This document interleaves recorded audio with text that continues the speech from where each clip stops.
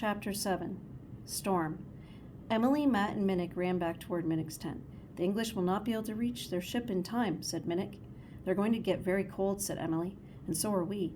The wind howled like a pack of wolves. The sky grew darker. Ice pellets began to fall. Emily and Matt struggled to keep up with Minnick. "There's the tent," shouted Emily. They raced inside. Minnick's mother wrapped them all in blankets. They huddled together, trying to get warm and dry. "The English will be angry at my people for shooting their captain," said Minnick. "They may kill the prisoner or bring him to their land." Minnick told them about how Captain Frobisher's first visit, when his crew captured an Inuit man. The Inuit never saw their friend again. "I want to see Ernick again. I do not want him to die," said Minnick. "Can you help me save him?" "We'll help you," said Emily. "The captain has no right to take him away. I don't care if Captain Frobisher says he's working for the Queen. Captain Frobisher is a brave explorer, but he's also a nasty pirate." "It's not going to be easy," said Matt.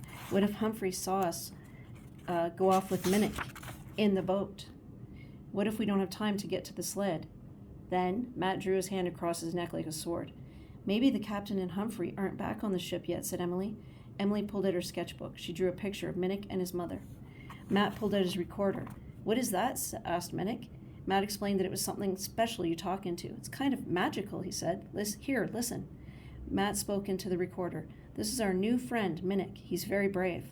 Minnick beamed at Matt's words, and when Matt played back the recording, Minnick looked stunned. Chapter 8. To the Rescue. Emily, Matt, and Minnick discussed their plan to rescue Ernick.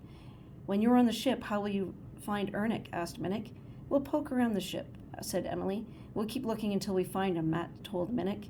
"I will wait for you in my umiak," said Minnick. "Listen," said Matt. "The wind has stopped. I don't hear the rain either." Minnick lifted a flap of the tent. "It looks like the storm is over." "Let's hurry," said Matt. "Maybe we can beat the captain back to the ship." The children thanked Minnick's mother and left. She told them to be careful. As they raced to Minnick's umiak, Emily worried about how they'd find Ernick and get him into the boat. And what if the sled wasn't there? How would they get home? Emily glanced at Matt. He also looked worried. He sounded worried, too. He spoke into his recorder. "This is Matt reporting from the Arctic. We are on a dangerous mission to help our friend Minnick save his friend Ernick from that dastardly pirate, Captain Martin Frobisher.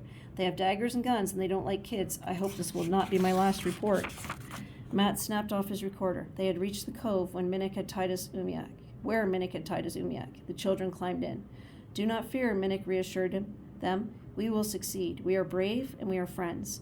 But despite Minnick's words, Emily was afraid their plans might not work. What if Ernick remained a prisoner? What if they became prisoners too? Or worse?